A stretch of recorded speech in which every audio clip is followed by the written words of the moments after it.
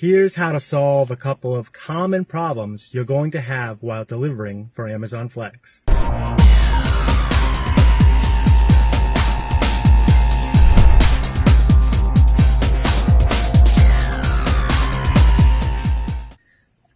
In this video, I want to discuss 3 problems that you can have while delivering Amazon Flex that can be difficult when you first start, but they become secondhand once you get going.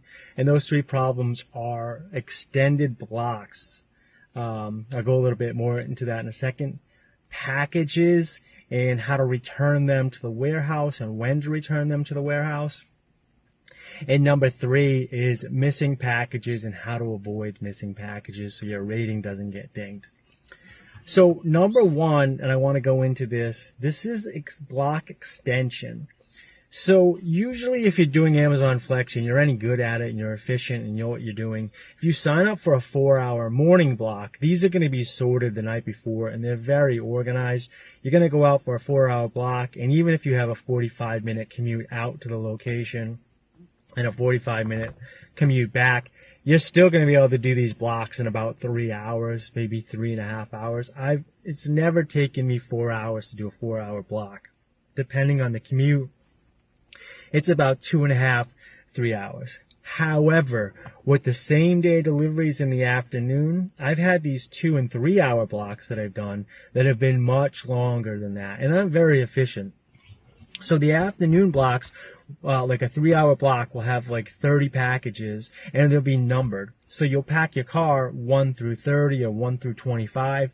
So when you get to the thing, you pick it out, you scan it, you go there. You pick it out, you scan it, you go there. And I've noticed, especially during Prime Week, that these blocks were hitting the 3-hour mark and I'd be moving pretty quickly, not making any errors, not sitting in traffic. But they were just spread out. The blocks were set up, or the packages were set up that I was driving. My first package would be 20 minutes away from the station. The next one would be 17 minutes away from that. Then I would drive 30 minutes, and then I would drive 10 minutes, 10 minutes, 10 minutes. And by the time the 3 hours was up, I'd still have half my packages. So there's a couple things you can do at this point. If you can't work anymore, you're an independent contractor, Amazon Flex will allow you to drive these back to the station. If you call support through the phone app, support's going to tell you to deliver the packages, but you do not have to do this. You're an independent contractor that signs it up for a 3-hour block. If you have to stop your shift, you can go back to the warehouse. You should be close communication with your warehouse managers. There should be a handful of them. They're usually nice people. Explain to them what went on, return the packages, and how you return the packages is when you go into your app, you'll just say can't deliver, return, can't deliver, return, go back to the warehouse, drop them all off. I don't recommend this, but you can do this in an emergency. Here's what I recommend, and this is what I've been doing.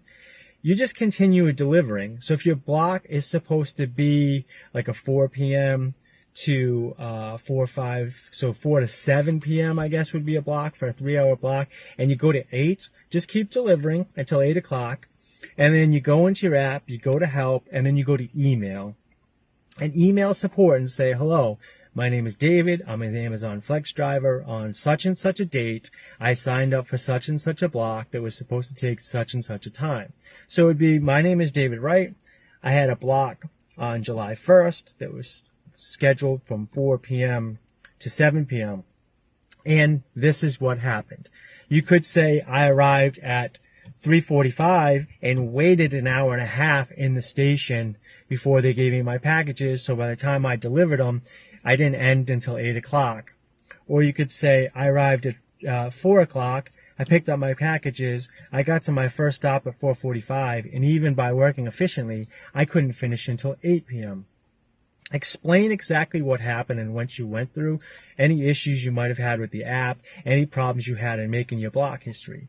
Then once the block's done, say, I would appreciate to be compensated for the extra hours I work. Amazon is a fair company. They're not looking, as far as I can tell, to cause issues with drivers. If you've seen some of my other videos, I learned this lesson early on with my driving experience that's called and I'll put the link right here. An absolute horror show driving for Amazon Flex.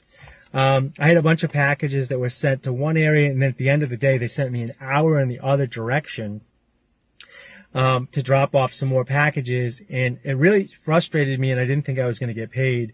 I ended up emailing them. They gave me the extra money, and everything was kind of worked out all right, although I think I should have been reimbursed a little bit more for that one.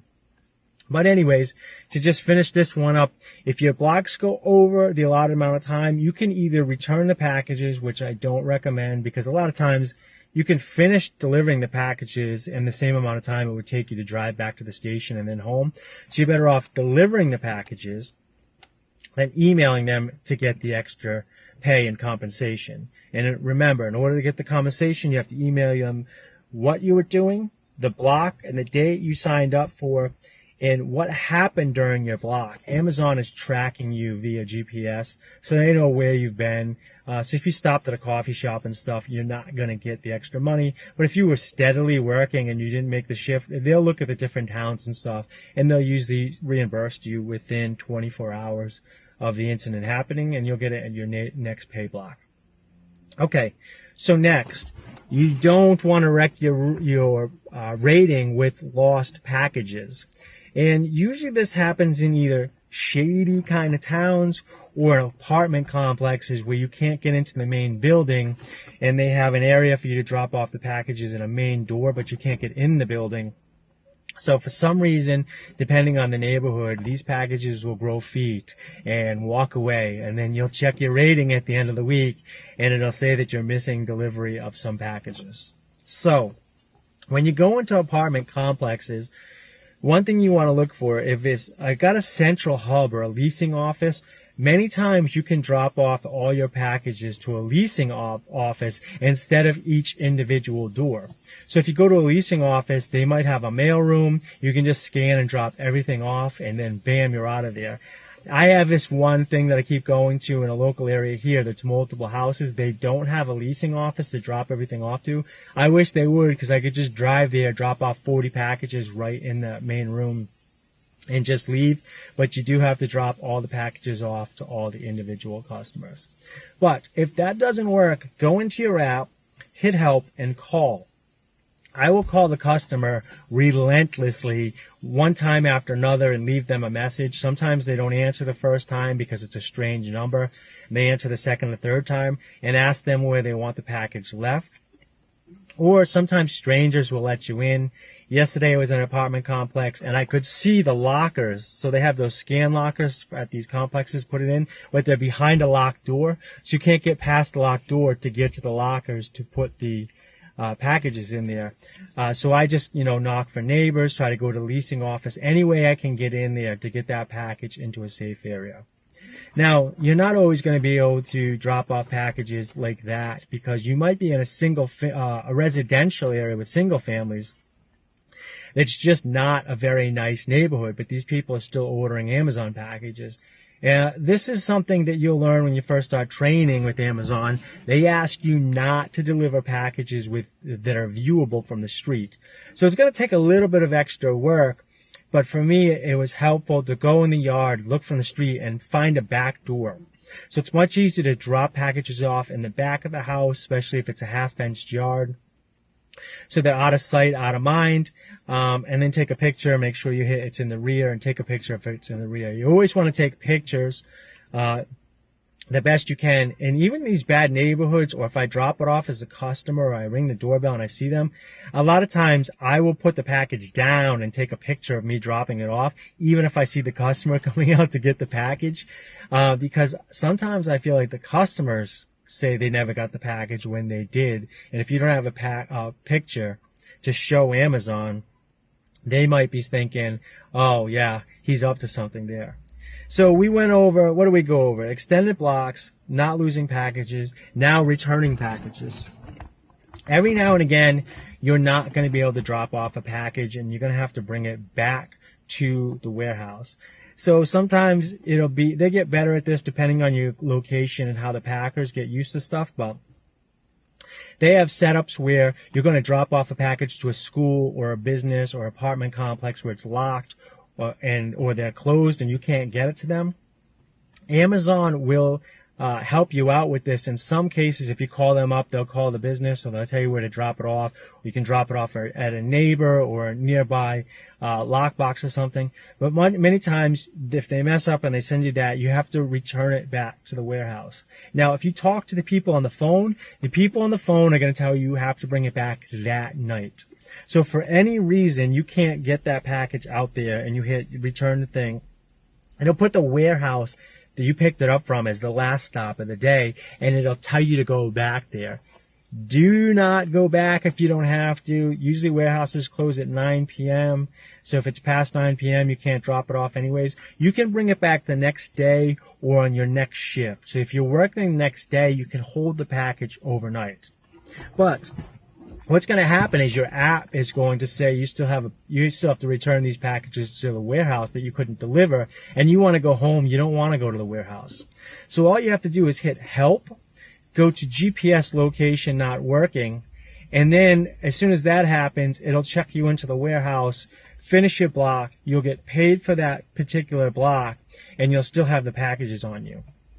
Now, you need to return them to the warehouse so your manager can recheck them in, or they will be reported as lost or stolen by you, the driver, and you do not want that to happen. So just a quick little review from top to bottom. If you have an excessive block that goes over your normal hours, make sure you hit that help button, that email, explain to them the date, the time, the where, the what, the when, and the how of the incident, and tell them you want a compensation. They'll give you money within 24 hours.